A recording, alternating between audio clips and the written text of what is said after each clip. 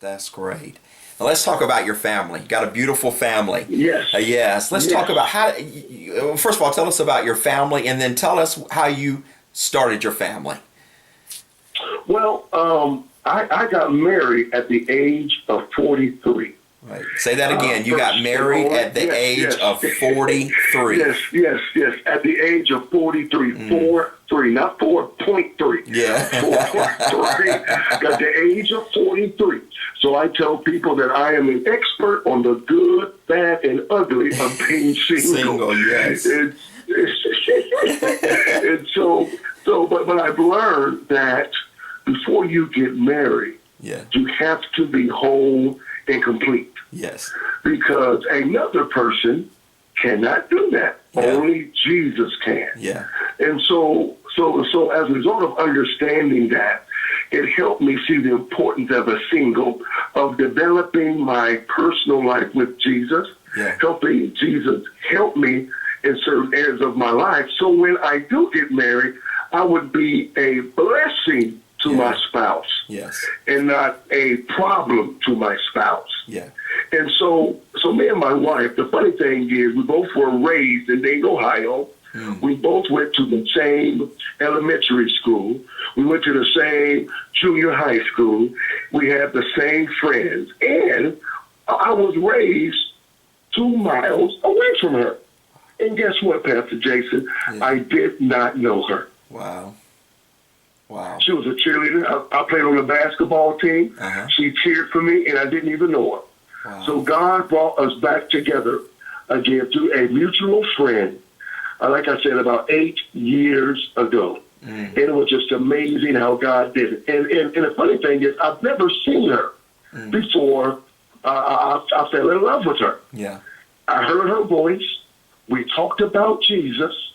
And it was through conversation and talking about Jesus that warmed my heart for her. Wow. Typically, it was the other way around. Yeah. I would look at a person or a woman, how does she look physically? Yeah. Then that would dictate if I would move forward or not.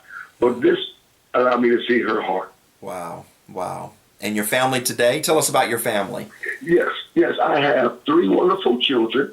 I have a daughter.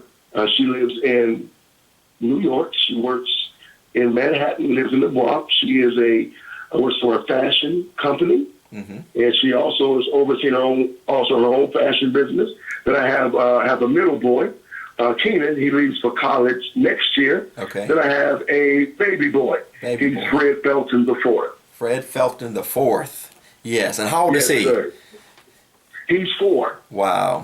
Beautiful family. Yes. Beautiful family. Yes. And thank the Lord. And as a result of me, understanding and being single longer than I've been married, I have a new book that'll be coming out very soon called "Single is Not a Curse." All right. Living a Satisfied Life.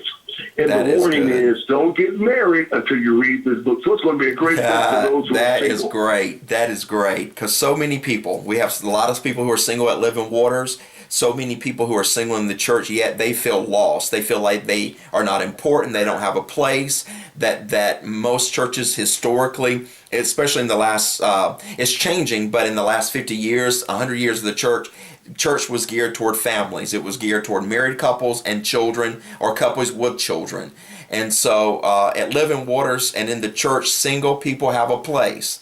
And yet at the same time, people believe that being single is a curse. So I'm so glad that you are approaching that not only in a book format, but in your life and your ministry, you're sharing that being single is not a curse.